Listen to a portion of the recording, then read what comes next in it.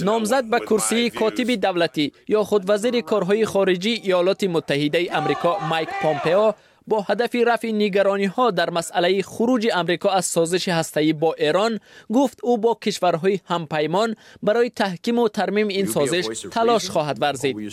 فعلا پامپئو کرسی رئیس اداره مرکز کشف ایالات متحده آمریکا CIA یا خود سر او را بر عهده دارد و بعضی وکیلان از آن نگرانند که او خط مشی پرزیدنت دونالد ترامپ را تطبیق نموده سعی می‌کند ایالات متحده آمریکا از سازش هسته‌ای با ایران بیرون می شود.